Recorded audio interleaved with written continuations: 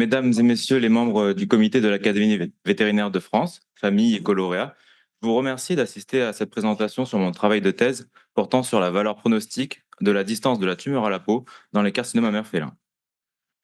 Donc tout d'abord, je vais débuter par une rapide introduction, suivie du matériel et méthode, puis des résultats qui seront ensuite discutés, et je terminerai par une brève conclusion. Donc mon travail s'est intéressé au carcinome mammaire invasif, qui est une tumeur maligne de l'épithélium glandulaire mammaire. Cette tumeur est dite invasive car sa prolifération a tendance à envahir les tissus sains environnants, ce qui peut conduire à l'apparition de métastases à distance du site primaire et donc à une généralisation du cancer. Donc l'objectif de mon travail est d'étudier la valeur pronostique de la distance entre la tumeur et la peau dans les carcinomes mammaires félins et de comparer ces résultats à ceux existants chez la femme. Et ce travail s'inscrit dans une suite de travaux qui se sont intéressés au carcinome mammaire félin dans le but de révéler l'utilité de l'espèce féline dans des nouveaux essais précliniques visant à développer de nouvelles thérapies en oncologie humaine.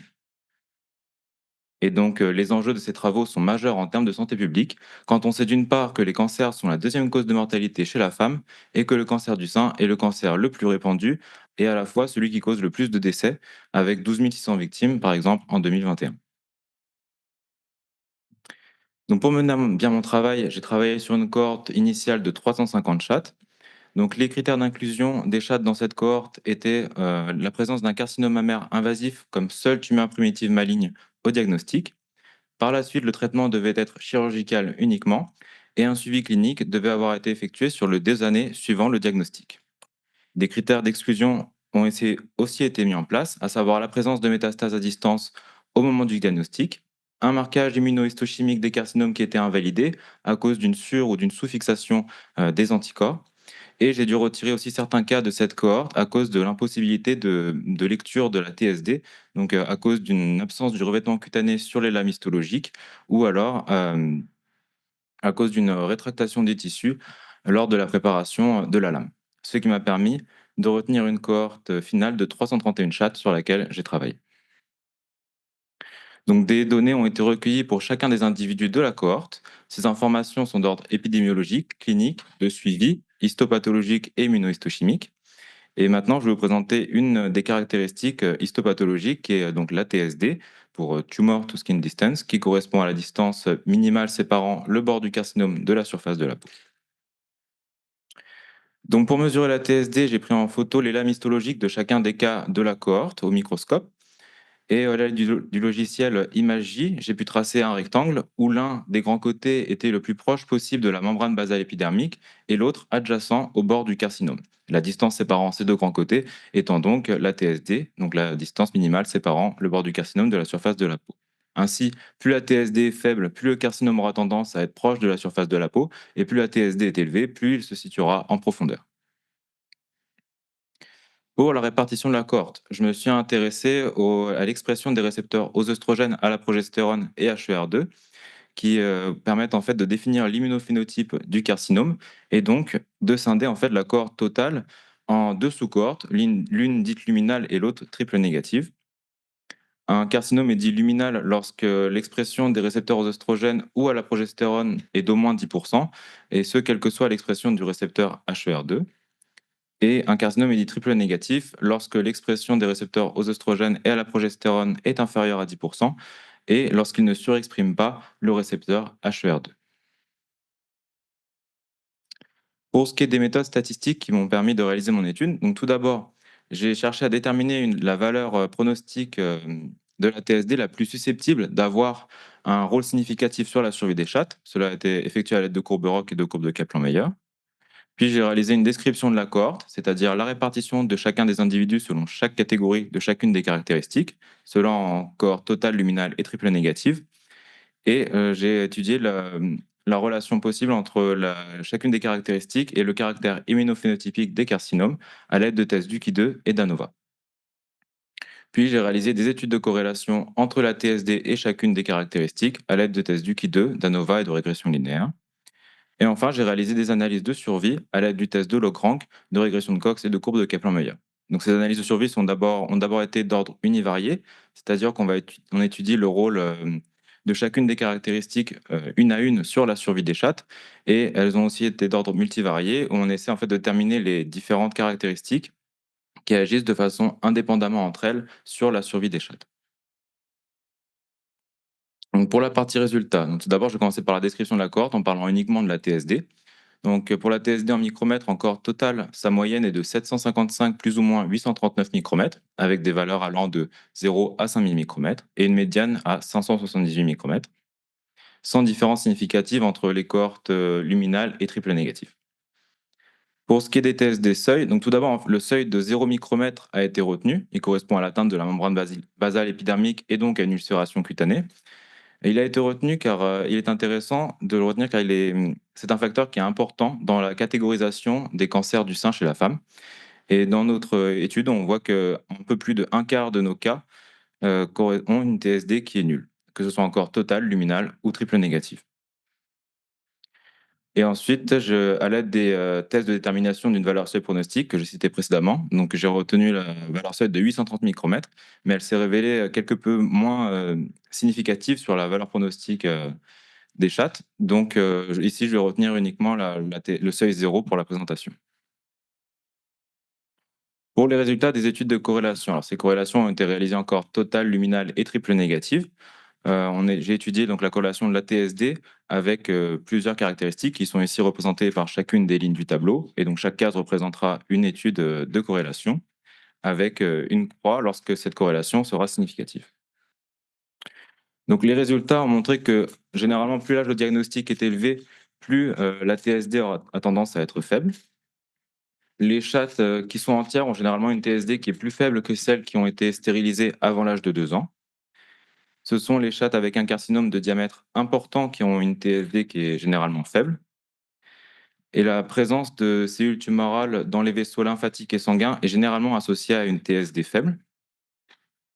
Et pour ce qui est du stade selon l'OMS et le grade selon Elston et Ellis, plus ces derniers sont élevés, plus la TSD aura tendance à être faible. Et enfin, pour l'expression du marqueur de prolifération Ki67, plus son expression est élevée, plus la TSD est faible. Donc pour ce qui est des analyses de survie, donc je vais juste présenter des analyses de survie en survie globale, c'est-à-dire qu'on prend en compte tous les types de décès, quelle que soit la cause.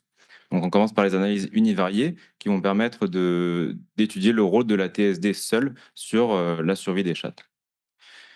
Donc pour la TSD en micromètres, on voit qu'elle a un rôle significatif sur la survie des chattes en cohorte totale et triple négative, mais pas en cohorte luminale. Les analyses statistiques nous permettent d'obtenir le hazard ratio, qui est une valeur qui va nous renseigner sur la probabilité de décès à chaque augmentation de la TSD de 1 micromètre. Et ici, d'après sa valeur, on peut dire que le risque de décès diminue de 0,02% à chaque augmentation de la TSD de 1 micromètre. Donc le carcinome, plus la TSD est élevée, donc plus le carcinome est en profondeur, plus la survie des chattes est meilleure.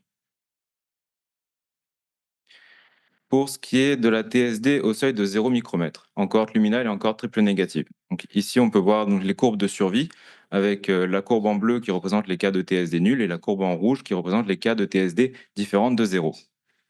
Donc on peut voir directement sur les graphiques que la survie est moins bonne pour les cas de TSD nul et on peut quantifier ce risque grâce au hazard ratio. Donc en cohorte luminale, on peut dire que le risque de décès est doublé en cas de TSD nul par rapport au cas de TSD différente de 0. Et en cohorte triple négative, on peut dire que ce risque est multiplié par 1,61 en cas de TSD nul. Pour ce qui est des analyses multivariées, qui nous permettent donc de faire ressortir les différentes caractéristiques qui agissent indépendamment entre elles sur la survie des chattes, dont la TSD ici du coup. Pour ce qui est de la TSD en micromètres, en cohorte totale, elle agit sur la survie des chattes de façon indépendamment du stade histologique selon l'OMS et du statut des marches chirurgicales, avec le même hazard ratio pour la TSD qu'en analyse univariée. Pour ce qui est du stade histologique selon l'OMS, on peut dire que la survie des chattes enfin, le risque de décès est augmenté de 45% pour les chattes de stade 3 par rapport aux chattes de stade 1 ou 2, et qu'il est augmenté de 222% pour les chattes de stade 4. Quant au statut des marges chirurgicales, on peut dire que ce risque de décès est augmenté dans les cas de marge infiltrée et il est augmenté de 38% par rapport aux cas de marge saine. Pour la TSD au seuil de 0 micromètre, en cohorte luminale, on peut dire que cette dernière agit sur la survie des chattes indépendamment de la taille tumorale pathologique et de la présence de métastases ganglionnaires. Donc avec un risque de décès qui est multiplié par 2,44 en cas de TSD nul. Le risque de décès augmente à mesure que la taille du carcinome est importante et le risque de décès est doublé en présence de métastases ganglionnaires. Pour ce qui est de la cohorte triple négative, la TSD au seuil 0 agit sur la survie des chattes indépendamment de la taille tumorale pathologique au seuil de 20 mm et de la présence de métastases ganglionnaires ou à distance, avec un risque augmenté de 46% en cas de TSD nul. Et il augmente aussi lorsque les carcinomes font plus de 20 mm de diamètre et en présence de métastases ganglionnaires ou à distance. Donc maintenant, passons à la discussion en commençant par les études de corrélation. Donc comme nous avons pu le voir, ce sont les TSD faibles et en particulier les TSD nuls qui sont de mauvais pronostics pour la chatte. Et cela concerne préférentiellement les chattes âgées, entières, avec un carcinome de grande taille et présentant une ulcération cutanée. De cette façon, on peut dire que les chattes qui sont présentées au diagnostic de carcinome mammaire et qui possèdent ces caractéristiques doivent faire l'objet d'une prise en charge chirurgicale rapide. Et en fait, même la simple corrélation négative entre la TSD et la taille tumorale pathologique nous indique que tout carcinome mammaire invasif doit faire l'objet d'une prise en charge chirurgicale rapide. Car en fait, en poursuivant sa prolifération, le carcinome va avoir tendance à envahir le tissu sain environnant, notamment en direction de la surface de la peau. Or, c'est à cet endroit que le drainage lymphatique est le plus important dans la mamelle, et nous avons d'ailleurs une corrélation entre l'invasion lymphovasculaire et la TSD. Et c'est cette étape de drainage lymphatique qui va précéder l'apparition de métastases à distance du site primaire et donc à une généralisation du cancer. Pour ce qui est des analyses de survie, sur les 13 analyses multivariées que j'ai réalisées, la TSD est ressortie comme covariable indépendante de la taille tumorale pathologique 10 fois, du stade ganglionnaire pathologique 12 fois et de la présence de métastases à distance 9 fois. Or, ce sont ces trois caractéristiques qui vont permettre de définir le stade histologique, qui est reconnu comme étant le facteur principal pronostic de la survie des chattes, ce qui montre à quel point la TSD possède elle aussi une très forte valeur pronostique, puisqu'elle agit indépendamment de ces trois caractéristiques. Donc, comme nous avons pu le voir, ce sont en particulier les cas de TSD nuls qui sont de plus mauvais pronostics, et cela dépend notamment de l'immunophénotype du carcinome, puisque pour les carcinomes triple négatifs, le risque d'essai est multiplié par 1,6, alors qu'il est jusque doublé pour les carcinomes luminaux. De plus, chez la femme, il existe une catégorisation de la taille tumorale pathologique T4 qui correspond en fait à une infiltration de la peau ou du muscle thoracique par le carcinome et cela mène directement à un stade 3B qui est un stade appartenant à la classification des cancers du sein chez la femme cela représente donc cela montre à quel point l'infiltration du pot par le carcinome est un stade localement avancé du cancer du sein chez la femme, ce qui est maintenant aussi démontré en oncologie vétérinaire chez la chatte. Donc pour conclure, la TSD a donc est donc un facteur pronostic très fort sur la survie des chattes, puisqu'elle agit indépendamment des trois caractéristiques qui permettent de définir le stade clinique, qui est reconnu comme le principal facteur pronostic de la survie des chattes.